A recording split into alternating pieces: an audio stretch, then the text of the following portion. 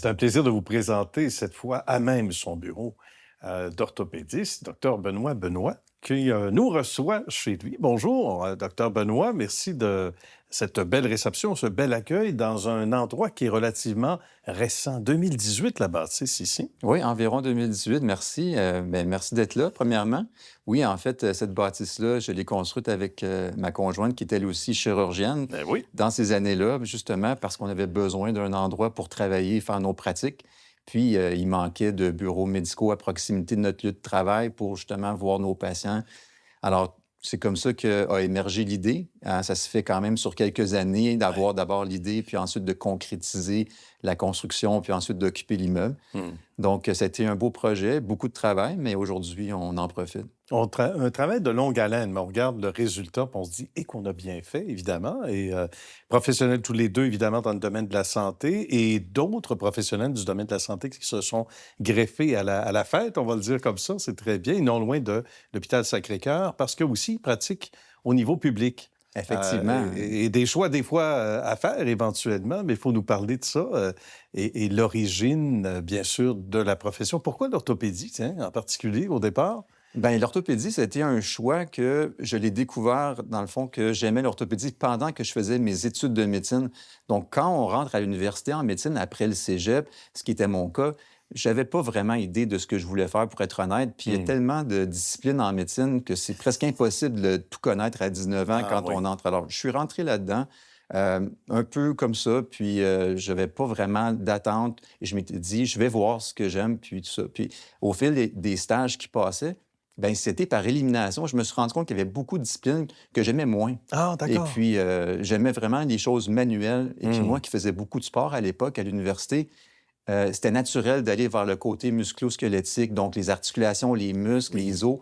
Donc ça a été un choix qui a été naturel, puis Hmm. j'ai moi-même expérimenté des blessures sportives par mes activités sportives. Donc, je pense que c'était un choix naturel à ce moment-là d'aller vers cette discipline-là, l'orthopédie, qui est ni plus ni moins la mécanique de l'être humain. C'est pas très Vraiment? scientifique, c'est beaucoup mécanique, c'est Hmm. technique, c'est chirurgical. Ouais. C'est évidemment rigoureux en termes, on s'en doute, en termes d'études, mais il y a eu aussi un séjour à l'étranger qui est venu boucler la boucle avant de revenir éventuellement du côté d'Ottawa, Oui, avant de tout à fait, commencer. exactement. Mais en fait, que moi, quand j'ai découvert l'orthopédie, j'ai appliqué pour faire ma résidence, donc ma formation à l'Université de Montréal de 5 ans en orthopédie que j'ai terminée. Et pendant que je la faisais, on m'a approché pour travailler en orthopédie en milieu universitaire, donc pour enseigner aux futurs chirurgiens Oui. orthopédiques. Ça m'a plu. Par contre, ça venait avec 2 ans de formation à l'étranger, donc hors Québec. Ce que j'ai fait, donc une première année de formation en Suisse, puis une deuxième à l'Université d'Ottawa, avant de revenir à l'hôpital Sacré-Cœur de Montréal, qui est affilié à l'Université de Montréal. Oui. Donc, je me suis spécialisé dans les opérations de reconstruction du genou et de la hanche principalement.